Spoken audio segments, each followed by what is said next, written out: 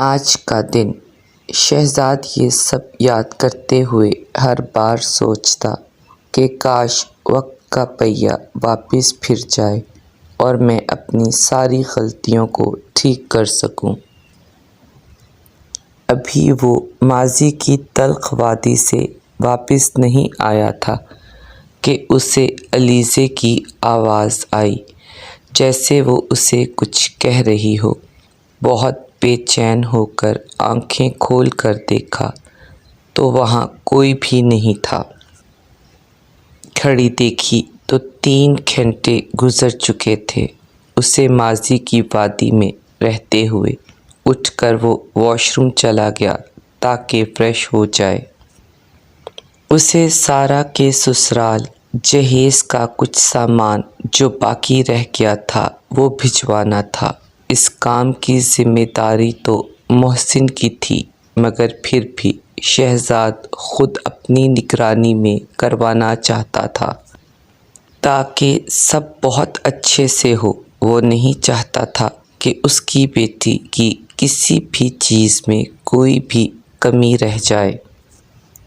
علیزے کے پاس وقت بہت کم تھا۔ وہ ابھی تک اپنی بیماری کو سب سے چھپائے ہوئے تھی اور بالکل نارمل رویہ رکھے تھی۔ وہ نہیں چاہتی تھی کہ سارا کی شادی کی خوشیاں خراب ہوں۔ وہ اب بچوں کے ساتھ کم وقت گزارتی کہ کسی کو بھی اندازہ نہ ہو اور سب یہی سمجھیں کہ سارا کی وجہ سے اداس ہے۔ آج ماہیوں کی رسم تھی۔ سارا کی ساری پھپھو، ماموں، کزن اور نانا نانی سبھی موجود تھے۔ علیزے خود کو بہت کمزور محسوس کر رہی تھی، مگر وہ بالکل بھی نہیں چاہتی تھی کسی طرح بھی کسی کو بھی کچھ خبر ہو۔ وہ کچھ دیر پہلے ہی عدالت سے واپس لوٹی تھی۔ اوپر کمرے میں آئی ہی تھی کہ دروازہ کھٹکا۔ وہ کچھ دیر آرام کرنا چاہتی تھی، مگر سامنے بلقیس ڈوگر کو دیکھ کر ارادہ ملتوی کر دیا۔ ماما خیریت؟ آپ کو تو ڈاکٹر نے سیڑھیاں چڑھنے سے منع کیا ہے، آپ مجھے بلا لیتیں۔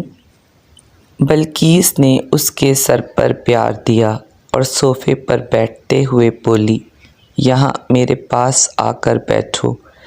آج بس دل کیا اپنی بیٹی کے ساتھ کچھ وقت گزاروں۔ میں جانتی ہوں کہ تمہیں بننے سنورنے کا شوق نہیں، مگر بیٹی کی شادی پر کچھ تو تیار ہوگی نا۔ میں یہ بھی جانتی ہوں کہ تم نے خود کے لیے کوئی شاپنگ نہیں کی۔ میں تمہارے لیے مہندی پر پہننے کے لیے سوٹ اور کچھ زیور لائی ہوں۔ مجھے بہت خوشی ہوگی اگر تم یہ کپڑے اور زیور پہنو گی۔ بلقیس نے بہت سے بیگ اس کی طرف بڑھائے جو محسن ساتھ میں لایا تھا اور خاموشی سے کھڑا دادی کی بات سن رہا تھا۔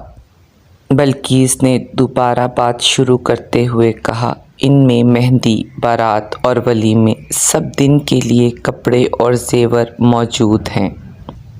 علیزے بلقیس اور محسن کو دیکھتے ہوئے بیگ میں سے سوٹ نکالنے لگی اور مہندی کا سوٹ دیکھ کر چونکتے ہوئے ایک دم بولی، ماما آپ جانتی ہیں میں نے یہ رنگ زمانے ہو گئے کبھی نہیں پہنا، اور وہ بھی لہنگا چولی۔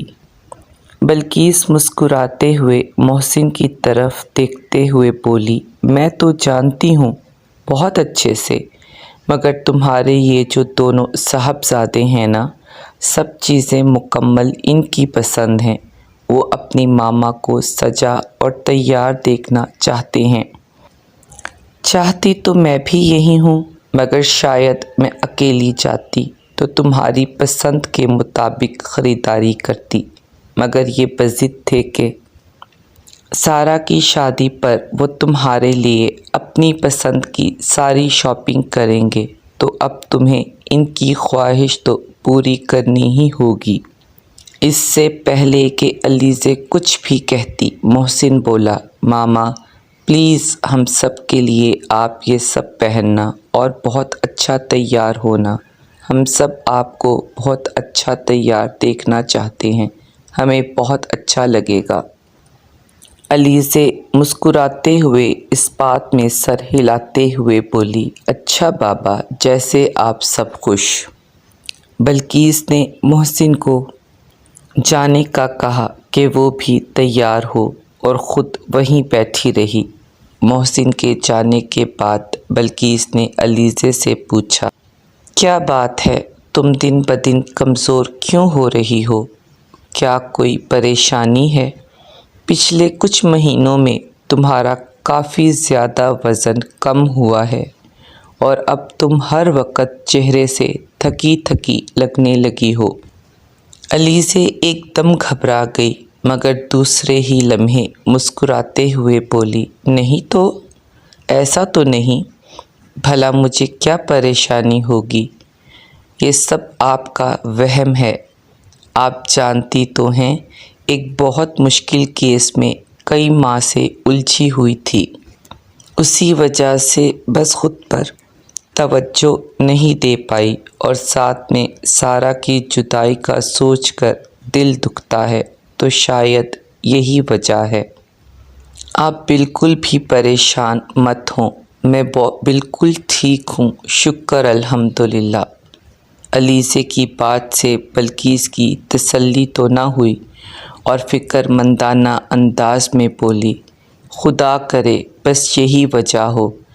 اچھا میں چلتی ہوں، تم کچھ دیر آرام کر لو، اس وقت بھی بہت تھکی لگ رہی ہو، پھر کپڑے بدل کر اچھے سے تیار ہو جانا۔ سارا بھی ابھی سو رہی ہے۔ بلقیس کے جانے کے بعد علیزے لیٹ تو گئی مگر سوچوں نے اسے پھر گھیر لیا۔